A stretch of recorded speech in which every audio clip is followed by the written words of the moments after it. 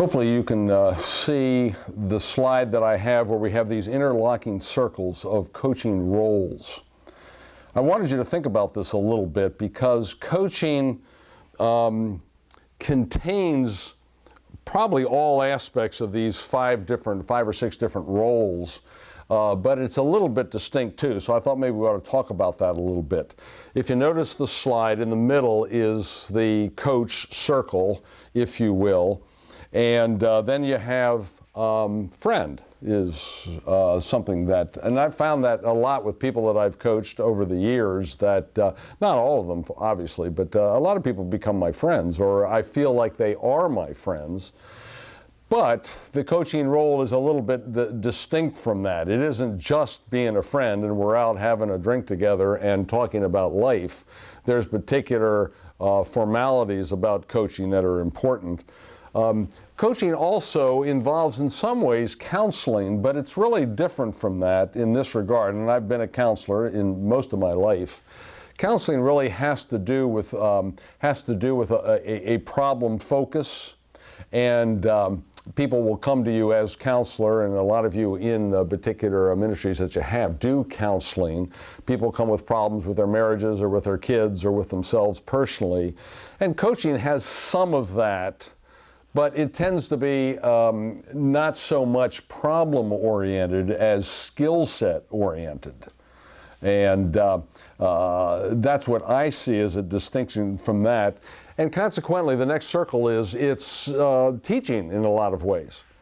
I find that much of my coaching involves teaching people. And like I've already said, what I find for the Western mind, we are not very good at understanding organizational behavior. We do not understand how relationships unfold. We don't understand how hierarchy works, communication patterns, and just the whole processes that go into making organizational life. So one thing I tend to do a lot in my coaching is teaching people about that and saying things like, well, wait a minute. By the way, this is a phrase that you'll hear me say. I think Stephen Covey or Peter Senge, somebody came up with it. We never have been able to track down who is responsible for this quote. But the quote is this: the system is perfectly designed to give you the results you're getting. And I use that quote probably more than any other quote in coaching, because often what I'm saying to coachees, because they're telling me about a particular situation, not understanding how the system itself is organized to create that particular response. In other words, behavior is not random. Behavior is in many ways context-driven. It emerges within a context. And if you change then the context, often you can change the behavior. Now, I'm not trying to say that from a deterministic point of view, but I am trying to broaden people's understanding as to how relationships actually work. And that's part of, and I'll be explaining a lot of this a lot later, by the way. But that's exactly what a teaching role often is. Teaching a person that, such as you're not a victim, that in fact, the way that you entered this situation, the way you set it up, in fact, led to the consequences that you are now suffering. You're not just a victim, you're a player in this. And that's part of the teaching role that I find.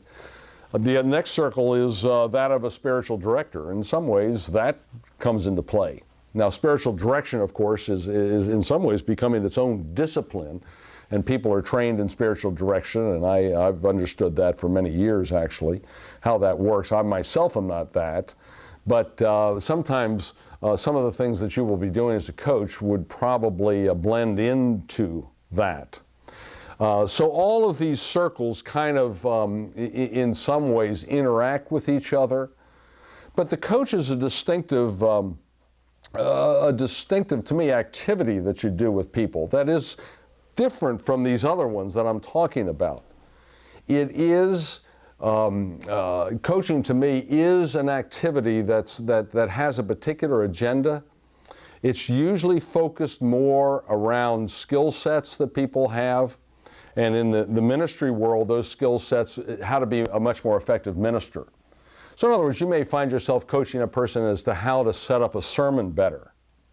Maybe you sit in and listen to them, or you go on their website and you hear a few of their sermons, and you say, and they've come to you and they say, listen, I really realize that a lot of the people in my congregation are nodding off when I'm speaking. And you've listened now to their sermon, and you begin to understand why they're nodding off. Be it from the content that doesn't make a whole lot of sense and doesn't have a lot of continuity to it, to their delivery that could be flat and dry, to their avoidance of metaphor and story, the kinds of things that really enliven sermons and make it much more interesting to people. So coaching then would be, in that sense, would be around that particular skill. Or maybe they say, because so many ministers tell me this, by the way, that they're completely disorganized. I'm not sure if that's a requirement to get into the ministry, to be disorganized, but most of them seem to be. And I think it's because people who are drawn into ministry tend to be on the Myers-Briggs, if you know the Myers-Briggs. They tend to be much more, they're not S's. The S's tend to be the people who are down to earth and the ones who, and I'm married to one of these people, who is very organized and whatnot. I'm very much an N, which is intuitive, which has to do with possibility thinking, which has to do with being so heavenly minded that we're no earthly good. Maybe some of you have had that accusation thrown at you. A lot of ministers are like that. They are not particularly practical. They're not really good at organizing their day. By the way, one thing that they find about ministry is being a minister and being a housewife are very, very similar in this regard. And this is not a joke, by the way.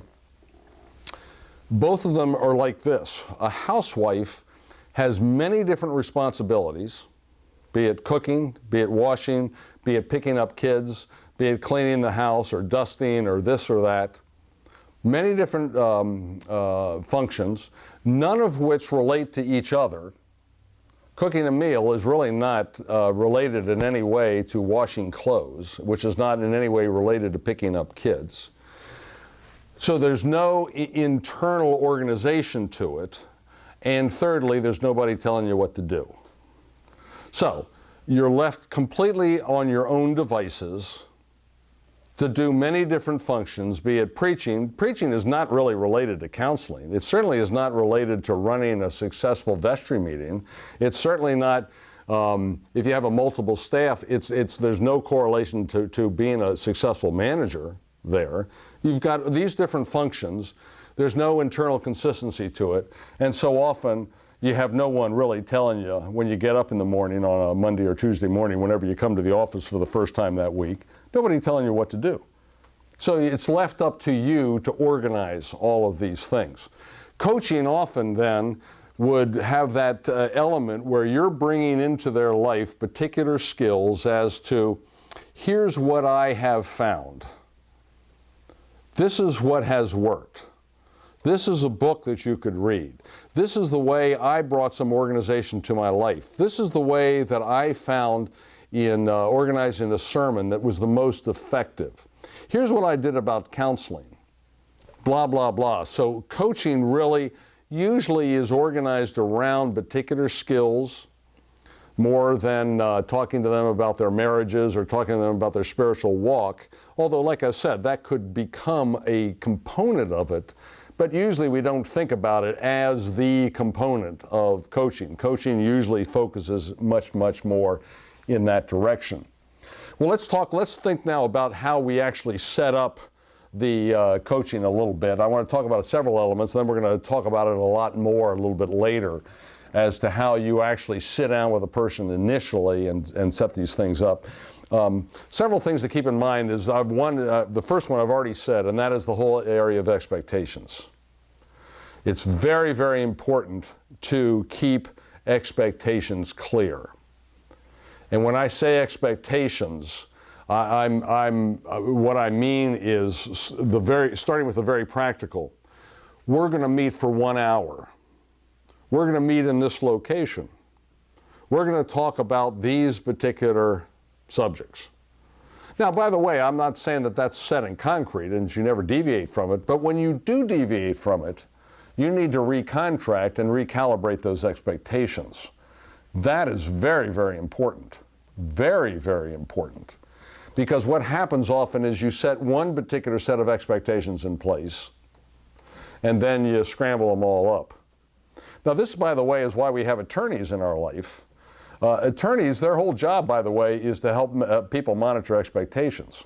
And the more that's on the line, the more formal those expectations become, and we call them legal contracts or covenants. And the more that's online within those covenants, the more they become complex. So in other words, if I'm buying a bicycle, it's basically signing a visa slip. If I'm buying a house, for those of you who've done that, there's about an inch thick worth of documents that you're signing. Why? Because there's a lot on the line, a lot more than if you're buying a $100 bicycle, that's for sure. So getting expectations clear is extremely important. If you don't, I guarantee you that's going to bite you. Secondly, confidentiality. Very, very important as one of the expectations.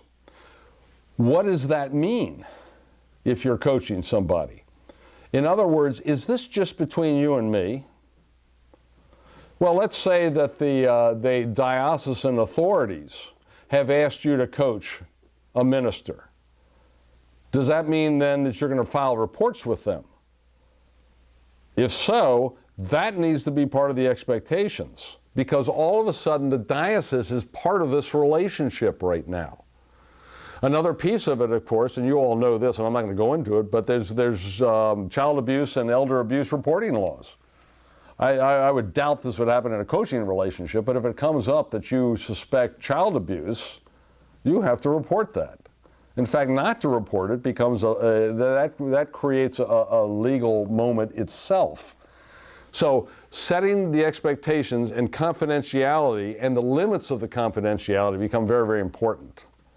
We're going to meet on Fridays once a month, the first Friday of every month. We're going to meet for an hour. We're going to meet in my office here, or that office there, or this restaurant, or whatnot. As best I can understand at this point, here are the topics that we're going to talk about. This relationship will go for 6 months, and then we'll recontract it to decide whether or not it's value add to you or not. This is just between you and me. There's nobody else, as best I can understand, that should be part of this relationship. Or this is between you and me, and I do have to file reports to the diocese, but here's the way I'm going to do it. I'm going to let you read them first. I'm not going to reveal anything that I find that they don't need to know. And if you read my report before I send it in and you feel that they not need to know it, then it'll be expunged unless there's some particular reason, and then you and I will fight about it. But that's the way that this is going to work. So that's the way these things are set up. Thirdly, and we're going to talk about this a little bit later when we talk about the various relationships that you have. I'm not going to talk about it a whole lot right now, but it's what we call dual relationships. Ministry is loaded with dual relationships. And it's it can be very, very problematic because you as a minister are wearing many different hats. You're wearing the hat of authority, spiritual authority. But you may be, like I've been friends of the various rectors I've had at my church. I've been in my same church for 41 years. And I've been friends with most of our head rectors there. They've been close friends of mine. Okay, but what's the limitation of that? Because he's also my spiritual authority. So at certain times I have to bow to that authority. Friendship actually supposes that there's an equality between the two of us. But spiritual authority does not. I'm in the one down position to the person that is in authority over me. So now all of a sudden we have a dual relationship. I was just talking to a minister a few weeks ago who sought me out about some of these issues.